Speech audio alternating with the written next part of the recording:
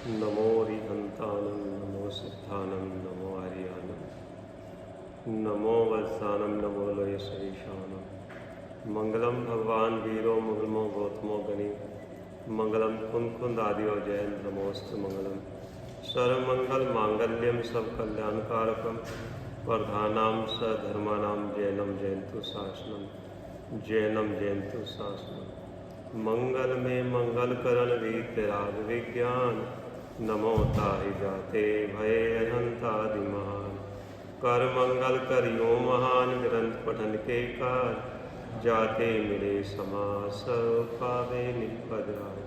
तीसरा अधिकार है श्री मोक्षार प्रकाशक जी। तीसरा अधिकार संसार का दुख तथा मोक्ष सुख का निरूपण।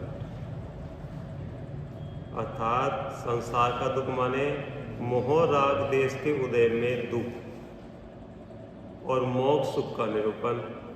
मोह का क्षय होने पर जीव की अवस्था कैसी होती है ये निरूपण है, और मोह राग देश के उदय में जीव की अवस्था कैसी होती है। संसार माने मोह राग देश और मोक्ष माने संशय विक्रय निश्चय रहित सम्यक ज्ञान। सो निज भाव सुगत अपनों करो प्रकाश, जो बहुविधि भव दुखन को करिए सत्कार नाश। अपना जो स्थायी भाव है, चैतन्य भाव है, परम पानी भाव है, शांत भाव है, सहज भाव है, वो निज भाव सदा काल है। तो यहाँ सदा काल कह के उसकी सत्ता तीरकालिक है, किसी एक समय की सत्ता नहीं है, त्रिकाल। निज भाव जो है वो चैतन्य भाव कहो, परम पानिक भाव कहो, सहज भाव कहो।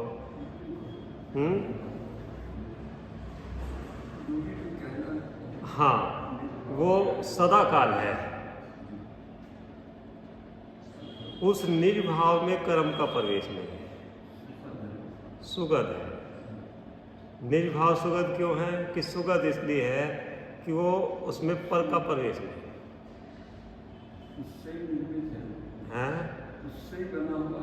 हाँ, जैसे मिस्त्री मिठास से बनी हुई है, वैसे निज भाव उससे ही बना हुआ है, सहज है। हाँ, फिर इसलिए सुगत है कि उसमें मन वचन काय नहीं है, कि जब मन वचन काय होते हैं वहाँ विकल्प होते हैं, और निज स्वभाव में विकल्प नहीं है। तो उसमें मन वचन काय क्यों नहीं है कि कर्म नहीं है उसमें। जहाँ निज भाव में कर्म होंगे वहाँ मन वचन काय भी होंगे, तो वहाँ मन वचन काय नहीं तो कर्म नहीं है। वो सहज स्थायी भाव सदाकाल सुखरूप है, उसका प्रकाश करो। तो प्रकाश का मतलब से हाईलाइट करो।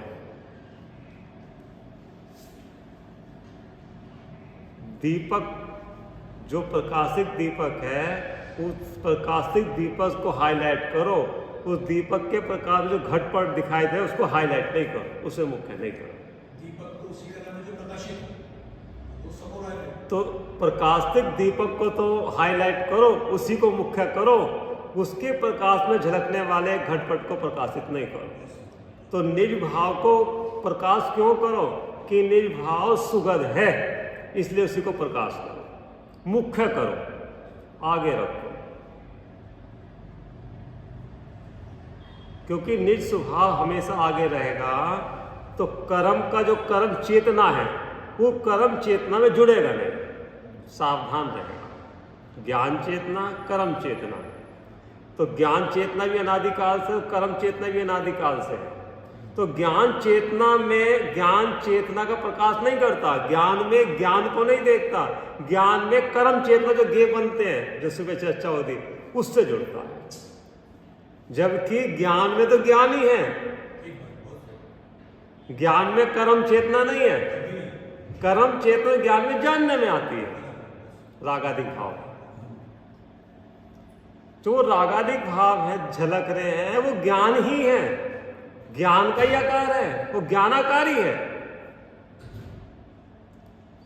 भाई साहब ने बहुत बढ़िया उदाहरण दिया कि तालाब में रात की चांदनी में चंद्रमा और नक्षत्र झलकते हैं,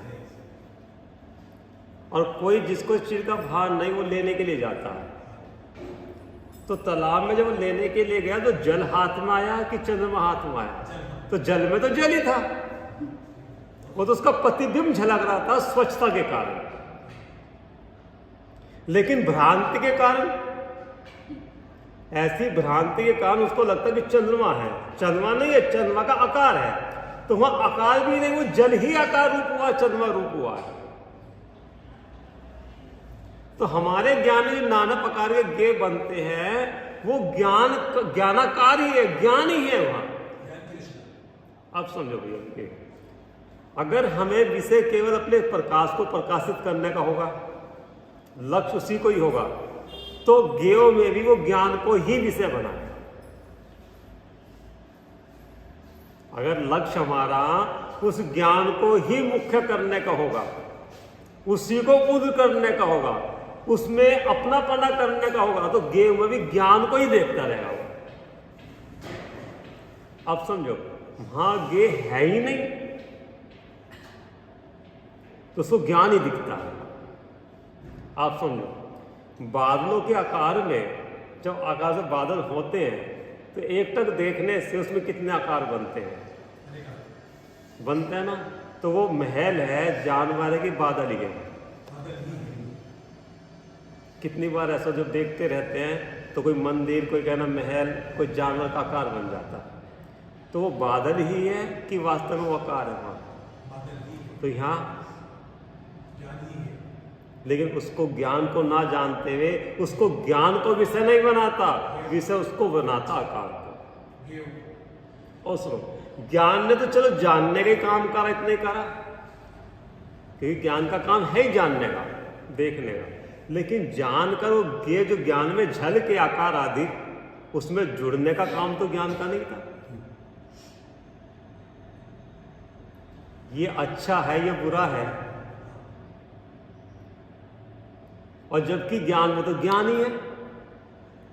तो फिर अच्छे बुरे की जो आकार ज्ञेय दिखाई दिए उसमें जो जुड़ान करा, अच्छे बुरी कल्पना करके ज्ञान में से आई है अच्छे बुरी कल्पना, कहां से आई है? ज्ञान में से ज्ञान ही आ रहा है।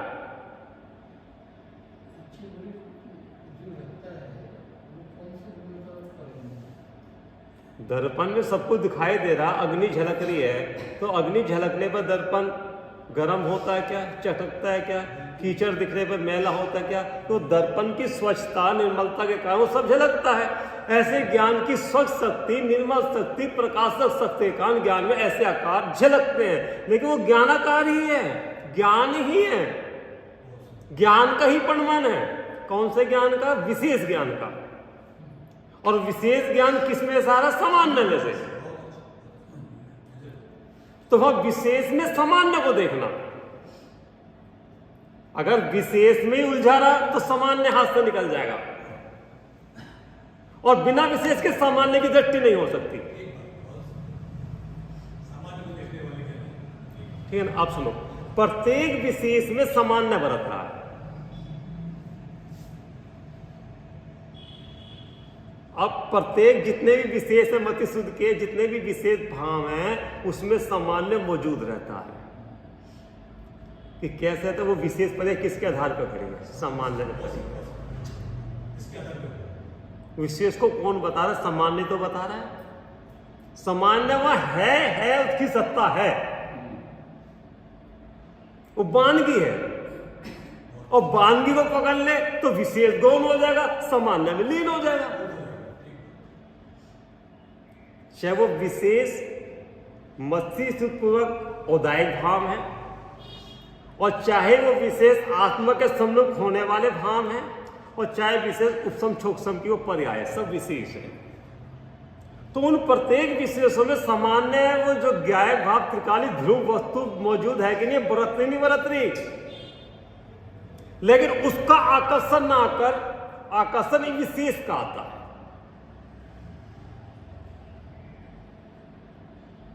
जिनको अशुभ औदायिक भाव की विशेषता है वो उसमें उलझता है भाव में, शुभ बुद्धि मानकर। जिनको शुभ में औदायिक भाव में अच्छापना लगता, पुण्य की मिठास के, वो उसमें रुकता है।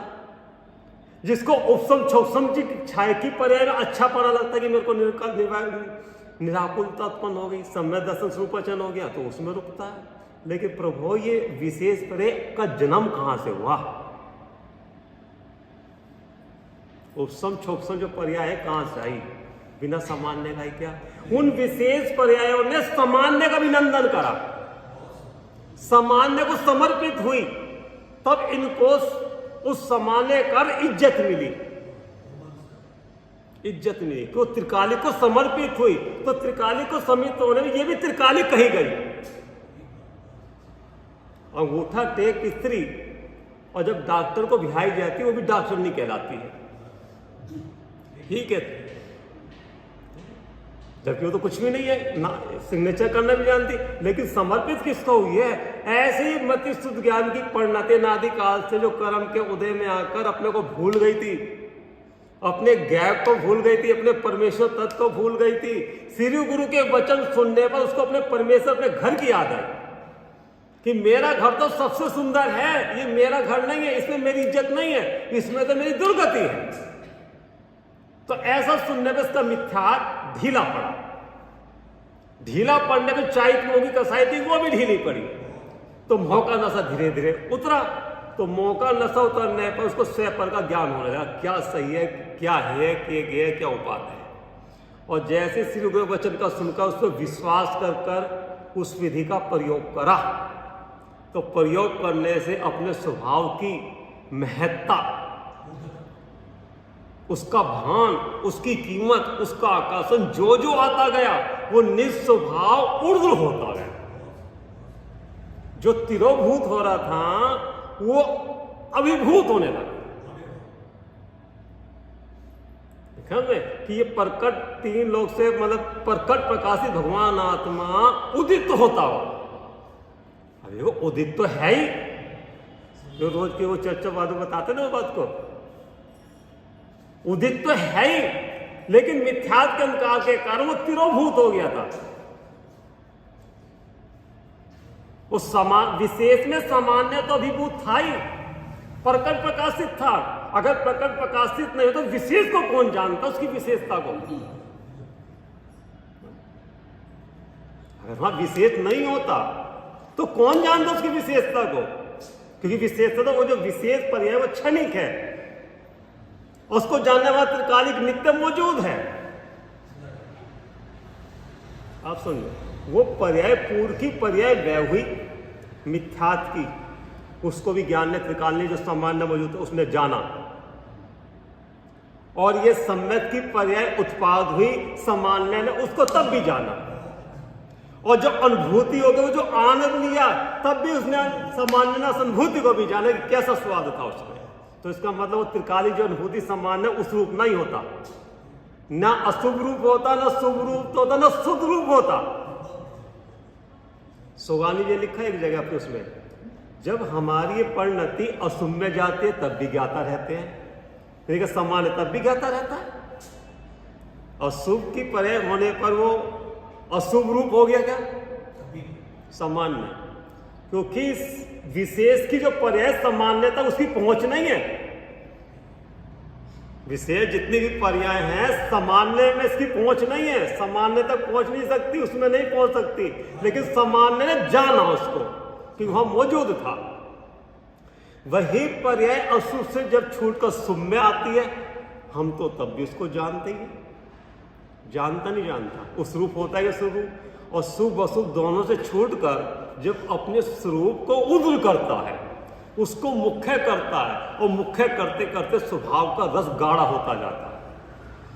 रस गाढ़ा लिखा दीपचंद जी ने, गाढ़ा हो जाता है रस गाढ़ा।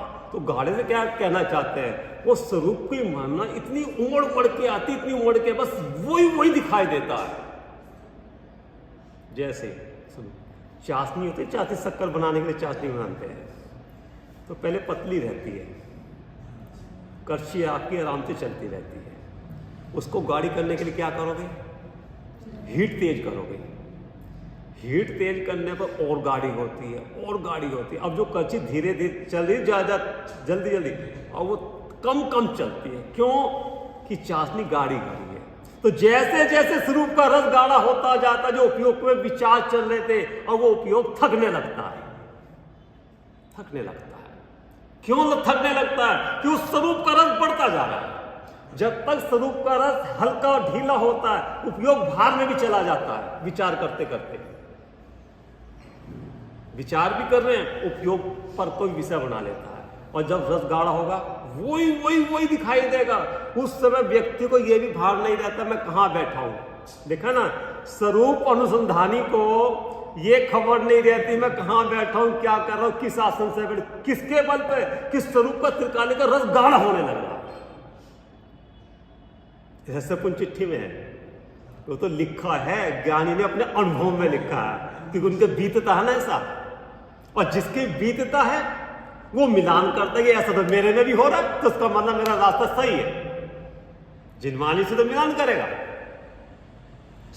लेकिन त्रिकालिक उसको भी जानता है, सम्मान में। ये सारा खेल किस में चल रहा है? विशेष में। ये अंतर्मुखी प्रसाद किस में चल रहा है? विशेष में। तो सामान्य विशेष रूप रहता है कि सामान्य रूप रहता है, विशेष को जानता भिन्न होकर। वो सामान्य में मगन होता है क्या? वो सामान्य तो अपने गुण पर्याय में ही मगन है।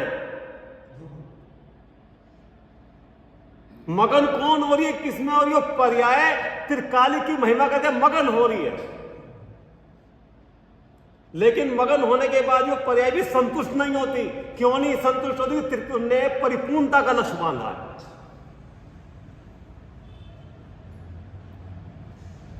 वो पर्याय त्रिकालिक की महिमा करते करते जब इतनी मगन हो जाती है कि बस वो त्रिकालिक ही बोलती है, गैक ही बोलती है, तो भी वो पर्याय उसमें मगन नहीं होती। मगनता में कि क्यों नहीं मगन होती? कि उनने जो लक्ष्य बांधा है परिपूर्णता का बांधा है।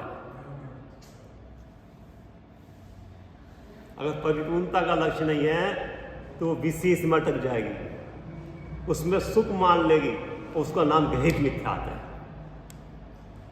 पर्याय में सुख मान ले, ग्रहित नया ग्रहण कर लिया मिथ्यात्व। आप सुन, खाली मिथ्यात्व एक जाति के, मिथ्यात्व के लक्षण तो अनेक हैं। ग्रहित और अग्रहित, आप समझो, नया ग्रहण कर लिया पर्याय में सुख मानकर। भले इस पर्याय में सुख नहीं माना, कसाई की मनता में सुख माना ना, वो भी तो एक पर्याय है, लेकिन सुख किसमें था? पर्याय में बरतने वाला त्रिकालिक सामान्य सुख उसमें था। तेरी पहुंच वहां तक नहीं हो पाई, तेरी पहुंच यहीं तक रही, तो थोड़े में ज्यादा मान के बैठ गया। वहां में अनेक विशेषों में किसको मुख्य करना था, किसका प्रकाश करना था?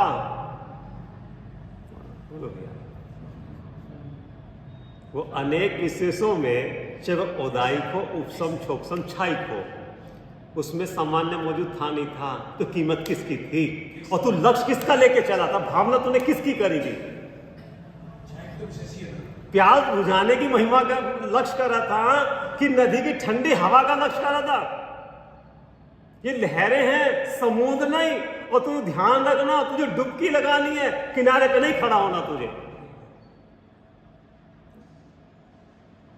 किनारे पे खड़ा खड़ा कोई व्यक्ति तैराक बन सकता है? बोलो भैया, जब तक वो किनारे का भी लग छोड़कर डुबकी लगाएगा तभी भव का भाव होगा, उससे पहले नहीं हो सकता। इसलिए कहा निज भाव ही सदा काल है और सुगत है। तो सदा काल का मतलब क्या लेते थे? उन विशेष में भी वो सदा मौजूद रहता है। तो किसके द्वारा? जो जानना वो मौजूद ही तो है। विशेष पर्याय तो उत्पाद में होती रहेगी, वो एक जैसी नहीं रहेगी, लेकिन समान एक जैसा उनको देखता रहेगा। ये पहचान वानगी है। पर्याय के व्यय होने पर वो व्यय नहीं होता, और पर्याय का उत्पाद होने वो उत्पाद है, तो वो का वो ध्रुव की ध्रुव वहां मौजूद रहता है। लेकिन अनादिकाल से वैसा आकर्षण, वैसी विशुद्धि, वैसा उत्सवलास्ता आज तक आया नहीं इसको, और उस विशेषता में अटकता है। या तो अशुभ की विशेषता में अटकेगा शुभ बुद्धिमान के, वहां से छूटा शुभ की अधिकता करके उसमें अटकेगा, और उससे अटक के शुद्धोपयोग के पर्याय उसमें अटकेगा। यहां तो वो दृष्टि कहती है, समझो, दृष्टि ने जिस त्रिकालिक को श्रद्धा का श्रद्धेय बनाया, श्रद्धा में स्वीकार दृष्टि ने, वो दृष्टि ना अपूर्ण को स्वीकार करती, ना पूर्ण को स्वीकार करती। पूर्ण पर्याय को भी स्वीकार नहीं करेगी, पूर्ण पर्याय सिद्ध पर्याय मतलब किसी पर्याय को स्वीकार नहीं करेगी। दृष्टि का विषय वो है। ध्रुव ध्रुव ध्रुव सामान्य तो उसी को वो विशेष को अंगीकार कर ही नहीं सकती। अगर वो जरा से भी लचक है तो पूरी लचक है वो, ऐसा कहा है। आप समझो, मैना सुंदरी ने दृष्टांत ऐसे देना पड़ेगा ना, तो श्रीपाल जी को स्वीकार करके शादी कर ली। अब दृष्टि ऐसे फिरती है कि ये भी कुछ है, राजकुमार है, सुंदर है। अगर इतनी सी भी लचक है मैना सुंदरी के कि ऐसे भी देखती है, वो देखती है लेकिन पिता भाई रूप में देखती है, इसके अलावा नहीं देखती, तो उसकी दृष्टि सच्ची है। और राजकुमार पे नजर जाती थी उसकी, लेकिन क्या समझ के, किस रिश्ते से?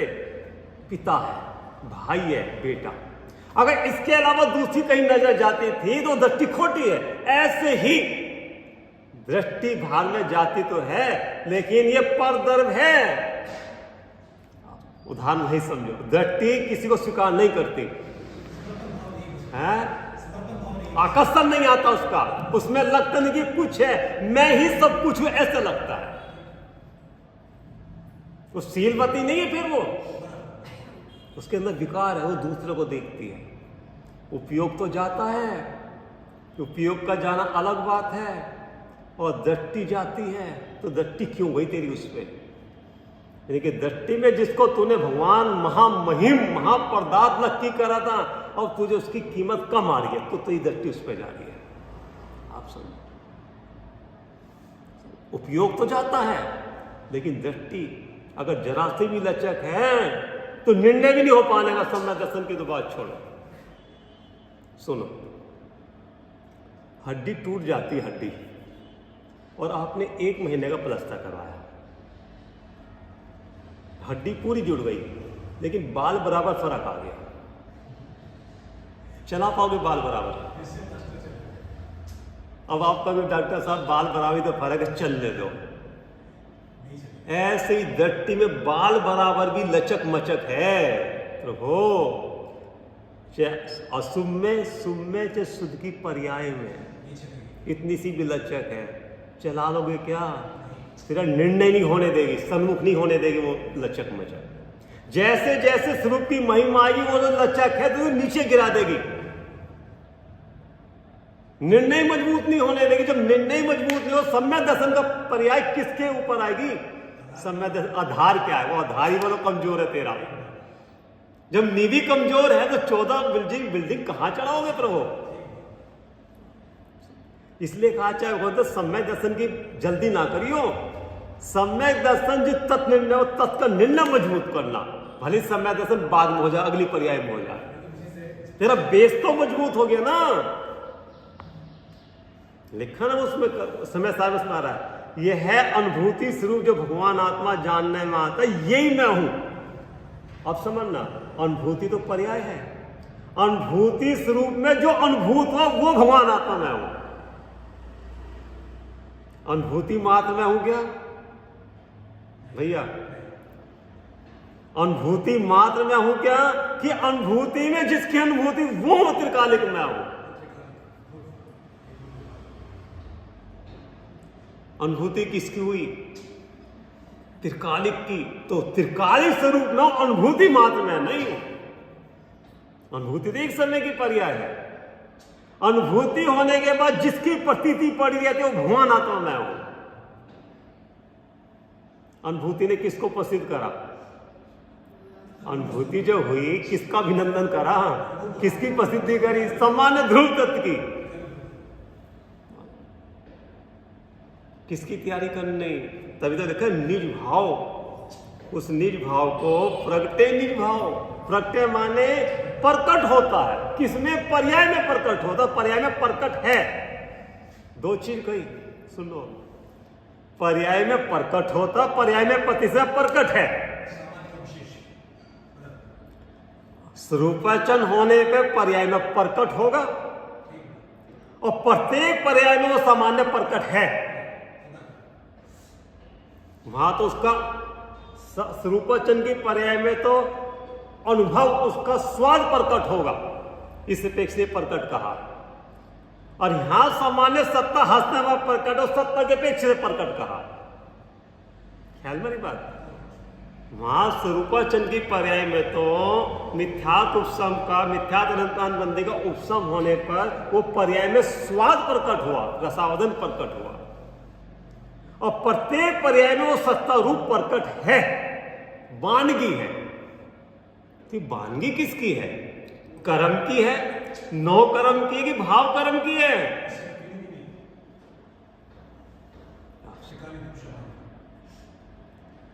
अगर कर्म की है तो कर्म तो जड़ है, तो ये कर्म जड़ है, इसको किसने बताया? वानगी ने बताया। नो कर्म सामग्री है, ये भी जड़ है। इस जड़ सामग्री किसने बताया? उस वानगी नहीं बताया कि वो मौजूद है। ये रागादि भाव है, हो रहे हैं, ऐसे ऐसे हो रहे, बदल रहे हैं, किन्ने जाने कि वो वानगी है ना वहां।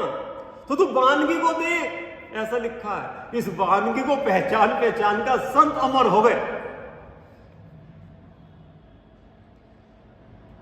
आप समझो, दीपचंद जी तो कितना खाली खुलासा नहीं करा, अंदर बैठ के उसका कहना स्वाद भोग का करके वो लिखा हुआ, ऐसा नहीं लिखा है, गुड़ की लगा कर।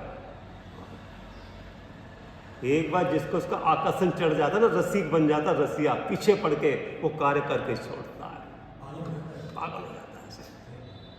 ऐसे लिखा, पागल ही हो जाता, उसके बिना नहीं रह पाता। और जो जिसके बिना नहीं रह पाता ना, वस्तु भी दूर नहीं रहेगी, उससे वस्तु की प्राप्ति होगी। सुनो भैया, होने से पहले पागल रहता है और होने के बाद फिर पागल हो जाता है। लेकिन उस समय होने के बाद बैलेंस बन जाता है। होने से पहले तो उसको प्रकट करने का पागलपन था, किसी तरह उसको स्वाद लूं, क्योंकि अनादिकाल से स्वाद नहीं लिया था। और होने के बाद पागल क्यों होता है? पूर्णता प्राप्त करने के लिए, क्योंकि एक घूंट में उसकी प्यास नहीं बुझती ना, तो और चाहिए बार, तो बार बार लेने के लिए पागल होता है। आप समझना, होने से पहले तो केवल श्रद्धा सच्ची करनी थी, समय से पहले श्रद्धा ही सच्ची करनी थी, और होने के बाद डबल काम है। अपना श्रद्धान भी बना के रखना और चारित्र में दोष भी नहीं लगने देना। अगर युद्ध के योद्धा में मैदान में सैनिक के पास खाली तलवार हुई तो मारा जाएगा, और खाली ढाल हुई तो भी मारा जाएगा। क्या कह रहे हैं कि ढाल लेके चल दो तो फिर सामने वाले को मारेगा कैसे? और तलवारी लेके जो ढाल ले तो बचाव कैसा करेगा? भेद विज्ञान साबु भयो, धोवे समरस नीर, धोवी अंतरात्मा, धोवे निजगुण चीर। धोबी कौन है? धोवी अंतरात्मा, जिसे अंतरात्मा होना, अपनी दृष्टि अंतर की करनी है। बहिरंग दृष्टि से उसको अपनी दुर्गति होती दिखाई दी है, बहिरंग दशा से। आप समझो, जो दृष्टि उनने भाव से छोड़ के अंदर की क्यों करी? अंदर की दृष्टि होने पर निराकुलता आती है, और बाहर की दृष्टि करने से नादिका से मेरी दुर्गति हुई है। दूसरे कहने सुनने से नहीं दृष्टि बदली उनने। आप समझो, दूसरे के कहने सुनने पढ़ने से दृष्टि नहीं बदली, दृष्टि विपरीत पड़ी थी, उसमें दुख दिखाई दिया उसे, फीलिंग, और उनकी फीलिंग निराकुलता की दिखाई दी। तो उनका विश्वास करके जिस विधि से दृष्टि बदलती उस विधि का प्रयोग करा। जिस विधि से दृष्टि बदलती, हे क्या है, गे क्या, उपादेय क्या है, इन सब में अपने उपयोग को लगाया। तो जैसे जैसे उपयोग में निर्णय होता गया, दृष्टि सच्ची वस्तु का यथार्थ स्वरूप दिखने लगा। जैसी वस्तु थी वैसा स्वरूप भासने लगा, और जैसे जैसे स्वरूप भासने लगा, सच्चाई को स्वीकार करने लगा। ज्ञान में, और ज्ञान जितना जितना उसको यथार्थ स्वीकार करता गया, उतनी दृष्टि सच्ची होती गई। अभी सम्यक नहीं हुई, अभी तो प्रयास ही कर रहा है। ऐसा वो प्रयास करते करते करते जब राज संशय विप्रिय अन्वय से रहित सातों तत्वों का यथार्थ स्वरूप उसको भासने लगता है। राग देश छूटकर पर्याय ज्ञान में जाके लीन हो जाता है। बस जो चांदनी गाड़ी होती जाती है, अगर आपने सावधानी नहीं रखी वो कच्ची उसी में चिपक जाएगी। देख लो, चिपक जाती है ना, और कितनी छुड़ाने की कोशिश करो, ऐसे परिणति गायक को भाते भाते गायक की ही हो गई, चिपक गई, निकलना नहीं चाहता उसमें से। पहला वाला जो उपशम है केवल ज्ञान जैसा है, वैसे ही स्वाद है, समय भी ज्यादा और स्वाद भी ज्यादा पहले वाले का, क्योंकि वो उपशम हुआ है, पूरा का पूरा दब गया। वो मिट्टी जितनी थी विपरीत वाली, वो सारी की सारी नीचे डूब गई, केवल निर्मल अनुभूति हुई इसकी पहले वाले की। बोलो समझो, जैसे वो शादी करके बेटी का पिता 2 महीने से तैयारी में लगा, विदा होने के बाद कैसे उसको निर्भर दिखता है, ऐसे जो अनादि काल का बोझा था, अनुभूति होने के बाद ऐसा लगता है निर्भर हो गया मैं। लेकिन चैन से बैठता है फिर वो होने के बाद, बोलो चैन से बैठता है, फिर बेचैन हो जाता है। जो खुमारी चढ़ी हुई है उसकी खुमारी सब रहा है, जो स्वाद लेकर आया ना उसकी खुमारी चढ़ी हुई है, नशा चढ़ा हुआ है, और नशे में फिर उसका प्रसाद चालू हो जाता है। थकता नहीं, ऐसा लिखा इसमें, 7वें अधिकार के बाद में सम्यक के सम्मुख मिथ्या दृष्टि, वो थकता नहीं है, अकुलाता नहीं है, धैर्य नहीं खो बैठता, बार बार उसी का प्रसाद करता है। क्यों? अपने काम करने का हर्ष होता है। समय देखता है क्या? सर्दी गर्मी बुखार देखता है क्या? लोग क्या कहिए देखता है। जब उसको मन करा तब अपनी दुकान खोल के बैठता है। अगर वो बहानेबाजी कर रहा है ना कि देखो जी क्या करें, हमें टाइम नहीं मिलता, रात को देर से सोए थे, सुबह आग नहीं, वहां बहाने नहीं चलाता। अपने काम में रास्ते बंद नहीं करता, अपने काम में तो रास्ते खोलता है। उसका नाम रुचि है। अगर तू रास्ते बंद कर रहा है तुझे संसार की रुचि है, अपने आत्म कल्याण की रुचि नहीं। क्या कह रहे बोले, वो दूसरे कहलाता नहीं, भैया तू बैठ जा, स्वयं बैठता है। जब मांग आती है ना भैया अंदर से, उसके रस की मांग आती है, वो भोजन बाद में, पूजन बाद में, स्वाध्याय बाद में, चिंतन बाद में, पहले उसकी मांग की पूर्ति करो, पहले उसकी मांग पूरी करो। वो जो मांग आ रही है ना उसे बेचैन कर देती है, बैठने नहीं देती। सो रहा होगा ना तो ज्ञान देकर खड़ा हो, मांग चल रही है ना अभी दे, तुरंत। कितनी बार सोता है, कितनी बार उठता है, उसे नहीं पता, उसकी मांग पूरी करने के लिए। सोता है फिर उठ जाता है, उठता है, उठते उठते फिर वही चलता है। तो सोता है क्या? नहीं, सोते सोते भी वही चलता है उसके। जैसे सिंह सोता भी नहीं जागृत रहता है, ज्ञानी जीव सोता नहीं सोते भी जागृत रहता है, उसका नाम है ज्ञान जागृत हो गया। आप समझो, ज्ञान जागृत सम्यक होने के बाद वो ज्ञान अशुभ में नहीं जाने देता, शुभ में फंसने नहीं देता, अटकने नहीं देता, बार बार स्वभाव में ले जाता है। ये लक्षण है। ज्ञान जिसने परिपूर्णता होने का लक्ष्य किया है, भव्य भाव का लक्ष्य किया है, वो ज्ञान अशुभ में जाने नहीं देता, वहां से बचाता है, शुभ में रुकने नहीं देता, अटकने नहीं देता। जिसका लक्ष्य किया वो ज्ञान बार बार परिणति को वहां ले जाता है, वहां ले जाता है। ये लक्ष्य है उसका, निर्णय का कि उसके वास्तव में लक्ष्य है उसका। शुभ में लाता तो है, अटकने नहीं देगा, रुकने नहीं देगा। जिसका लक्ष्य किया वो ज्ञान बार बार परिणति को वहां खींच के ले जाता है, विचार कर करके। अरे तू किस में जा रहा है? ये तेरा स्वरूप है क्या? तेरा स्वभाव है क्या? इसमें तेरा कार्य है क्या? तेरा जब सुख तेरे में तो इसमें सुख में क्यों लग रहा है? कितनी बार कर लिया, इसमें कुछ मिलेगा तो अपने में ऐसा वो ज्ञान बार परिणति को बेचैन कर देता है। जैसे कि कैसा उदाहरण लो कि जैसे पार्टी मंदिर में आप बच्चों को ले आए और बोलो बैठने देगा क्या? चलो पापा चलो, ऐसी वो ज्ञान परिणति को चैन से नहीं बैठने देता, बेचैन लगता है। आप समझे, खाने बैठता कब तक खाएगा, सो रहा तो कब तक सो, चल खड़ा हो, इतना मन नहीं मरा, सुबह लगता इसमें क्या मिलेगा, कितनी बार कर लिया, अपने में ऐसा वो ज्ञान बेचैन करता है। अभी ज्ञान अपने को बेचैन क्यों नहीं कर रहा है, सर सावधान क्यों नहीं कर रहा, लक्ष्य नहीं है ना। ज्ञान कहां बेचैन करता है, टाइम हो गया दुकान पे चलना है, वो खड़े हो गए, पानी का भी टाइम हो गया। अब ज्ञान रास्ता कहां बता रहा है, और फिर ज्ञान रास्ता कहां बता जब लक्ष्य हो गया। आप समझिए, लक्ष्य होने के बाद आपको ज्ञान चैन से नहीं बैठने देगा, ये लक्ष्य है।